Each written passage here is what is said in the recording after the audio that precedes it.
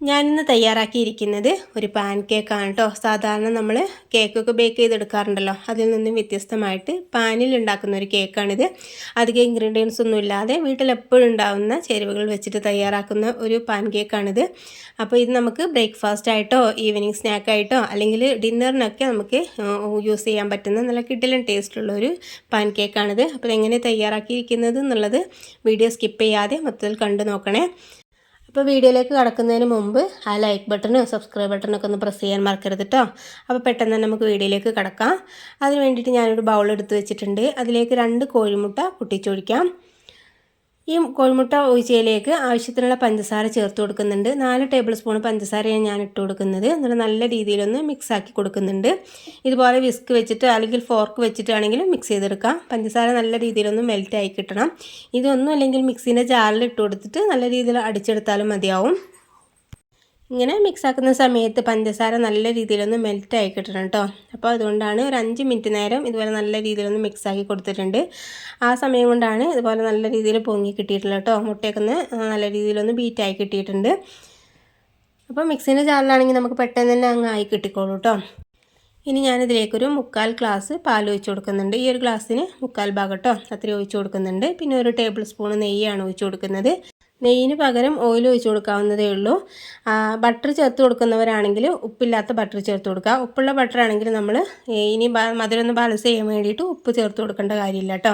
അപ്പോൾ ഞാനിത് നെയ്യ് ഒഴിച്ച് കൊടുത്തുകൊണ്ട് കുറച്ച് ഉപ്പൊന്ന് ചേർത്ത് കൊടുക്കുന്നുണ്ട്. ഇനി അതിലേക്ക് അപ്പക്കാരം ഒരു 1/4 ടേബിൾ സ്പൂൺ ചേർത്ത് കൊടുക്കുന്നുണ്ട്. അതുപോലെ തന്നെ കുറച്ച് വാനില എസൻസ് കൂടി ചേർത്ത് കൊടുക്കുന്നുണ്ട്. മുട്ടയുടെ ഒരു ഫ്ലേവർ മുന്നിട്ട് നിൽക്കാതിരിക്കാൻ വേണ്ടിയിട്ടാണ്. അപ്പോൾ നമ്മൾ സാധാരണ കേക്കൊക്കെ ഉണ്ടാക്കുന്ന സമയത്ത് വാനില എസൻസ് ചേർത്ത് കൊടുക്കാറുണ്ടല്ലോ. അപ്പോൾ അതുപോലെ തന്നെ കുറച്ച് വാനില എസൻസ് ഒഴിച്ച് കൊടുത്തിട്ട് നല്ല രീതിയിലൊന്ന് മിക്സാക്കി കൊടുക്കുന്നുണ്ട്. ഇനി ഇതിലേക്ക് 2 കപ്പ് മൈദപ്പൊടി ഇട്ട് കൊടുക്കുന്നുണ്ട്. മൈദപ്പൊടി ഇട്ട് കൊടുക്കുന്നതിന് മുമ്പ് നമ്മൾ നല്ല രീതിയിലൊന്ന് അരിച്ചെടുക്കണം കേട്ടോ. 2 പ്രാവശ്യമെങ്കിലും ഒന്ന് അരിച്ചെടുത്തതിന് ശേഷം ഇതിലേക്ക് ഇട്ട് കൊടുത്താൽ മതിയാവും. എന്നിട്ട് നല്ല രീതിയിലൊന്ന് മിക്സാക്കി കൊടുക്കാം. മിക്സാക്കുന്ന സമയത്ത് ഒരുപാട് സ്പീഡിൽ ഹർബറി ആയിട്ട് ചെയ്ത് കൊടുക്കണ്ട. പതുക്കെ സ്ലോ ആയിട്ട് ഇതുപോലെ ചുറ്റിച്ച് നമ്മൾ സാധാരണ കേക്കിനൊക്കെ ഒന്ന് മിക്സ് ചെയ്ത് കൊടുക്കുന്ന പോലെ ചുറ്റിച്ച് കൊടുത്തിട്ട് മതിയാവും. ഇപ്പോൾ നല്ല രീതിയിലൊന്ന് മിക്സാക്കി കൊടുത്തിട്ടുണ്ട് കേട്ടോ. സമയം എടുത്ത് തന്നെ ഇതുപോലെ ഒന്ന് മിക്സാക്കി എടുക്കണം. മിക്സാക്കുന്ന സമയത്ത് ഈ ഒരു പാകത്തിനാണ് നമുക്ക് വേണ്ടത്. നമ്മൾ ഇഡ്ഡലി മാവൊക്കെ ഉണ്ടല്ലോ, ആ ഒരു പാകത്തിന് കേട്ടോ. ഇനി ഇതുപോലെ ലൂസായിട്ടുണ്ടെന്ന് തോന്നുകയാണെങ്കിൽ ഒരു ടേബിൾ സ്പൂൺ മൈദപ്പൊടി ചേർത്ത് കൊടുത്താൽ മതിയാവും. എന്നിട്ട് നല്ല രീതിയിലൊന്ന് മിക്സാക്കി എടുത്തിട്ടുണ്ട്. ഇനി നമുക്കിതൊന്ന് റെസ്റ്റ് ചെയ്യേണ്ട ആവശ്യമൊന്നുമില്ല കേട്ടോ. പെട്ടെന്ന് തന്നെ അങ്ങ് ചുട്ടെടുക്കാം. അപ്പോൾ അതിന് വേണ്ടിയിട്ട് പാനിലേക്ക് കുറച്ച് ഓയിലൊന്നങ്ങ് ബ്രഷ് ചെയ്ത് കൊടുക്കുന്നുണ്ട്. ഇനി നമുക്ക് അതിലേക്ക് ഓരോ തവി ബാറ്റർ ഒഴിച്ചു കൊടുക്കാം. കൂടുതൽ ഒഴിച്ചു കൊടുക്കണ്ട, ഇതുപോലെ അങ്ങ് ഒഴിച്ചു കൊടുത്താൽ മതി. ഒഴിച്ചു കൊടുത്തതിന് ശേഷം നമ്മൾ സാധാരണ ദോശ ഉണ്ടാക്കുന്നത് പോലെ ചുറ്റിച്ച് കൊടുക്കേണ്ട ആവശ്യമൊന്നുമില്ല. അതുപോലെ അങ്ങ് ഒഴിച്ചു കൊടുത്താൽ മാത്രം മതിയാവും. ഒരു 30 സെക്കൻഡ് ആവുന്ന സമയത്ത് ഇതുപോലെ അങ്ങ് പൊങ്ങി കിട്ടിക്കോളും. മുകൾ ഭാഗത്തൊക്കെ ഓട്ടയൊക്കെ ആയി വന്നോളൂ കേട്ടോ. അപ്പോൾ ഫ്ലെയിമിൻ്റെ കാര്യം പ്രത്യേകം ശ്രദ്ധിക്കുക. ലോ ഫ്ലെയിമിൽ വെച്ച് തന്നെ ഇത് കുക്ക് ചെയ്തെടുക്കണം, അല്ലെങ്കിൽ പെട്ടെന്ന് തന്നെ അടിഭാഗം കരിഞ്ഞു പോകാനൊക്കെ ചാൻസ് ഉണ്ട് കേട്ടോ. അപ്പോൾ മുകൾ ഭാഗം ഒന്ന് ആവുന്ന സമയത്ത് കുറച്ച് ഓയിലൊന്ന് ബ്രഷ് ചെയ്ത് കൊടുത്തതിന് ശേഷം ഒന്ന് മറിച്ചിട്ട് കൊടുക്കാം. അപ്പോൾ ഇനി മുകൾ ഭാഗം ഒന്നിങ്ങ് ചൂടായാൽ മതി കേട്ടോ. ചെറിയൊരു കളർ മാറിയാൽ മാത്രം മതിയാവും. കുക്ക് ചെയ്ത് കിട്ടാനായിട്ടൊന്നും ഒരുപാട് ടൈം എടുക്കാത്തൊരു റെസിപ്പി തന്നെയാണിത്.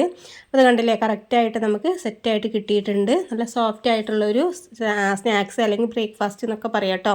അത്രയും നല്ല ടേസ്റ്റി ആയിട്ടുള്ളൊരു സംഭവം തന്നെയാണിത്. അധികം ഇൻഗ്രീഡിയൻസ് ഒന്നും വേണ്ടല്ലോ. നമ്മുടെ വീട്ടിലുണ്ടാവുന്ന ഇൻഗ്രീഡിയൻസ് വെച്ചിട്ട് തന്നെയാണ് ഒരു വെറൈറ്റി ആയിട്ട് നമ്മൾ തയ്യാറാക്കിയിരിക്കുന്നത്. ഇനി സെർവ് ചെയ്യുന്ന സമയത്ത് അതിൻ്റെ മുകൾ ഭാഗത്ത് കുറച്ച് തേൻ ഒഴിച്ച് കൊടുക്കുന്നുണ്ട്. തേനിന് പകരം ചോക്ലേറ്റ് സിറപ്പ് വേണമെങ്കിൽ ചേർത്ത് കൊടുക്കാം കേട്ടോ. അതാണെങ്കിലും നല്ല ടേസ്റ്റി ആയിട്ടുള്ളത് തന്നെയാണിത്. ഇതൊന്നും ഇല്ലാതെ തന്നെ നമുക്ക് കഴിക്കാൻ പറ്റുന്ന ഒരു ടേസ്റ്റി ആയിട്ടുള്ള റെസിപ്പി തന്നെയാണിത് കേട്ടോ. അപ്പോൾ ഇതുപോലെ ഒന്ന് ട്രൈ ചെയ്ത് നോക്കുന്ന സമയത്ത് ഒന്ന് ഫീഡ്ബാക്ക് അറിയിക്കാൻ മറക്കരുത്. ഇതിനേക്കാളും നല്ല കിടിലൻ വീഡിയോയുമായിട്ട് നമുക്ക് വീണ്ടും കാണാം. Okay, thank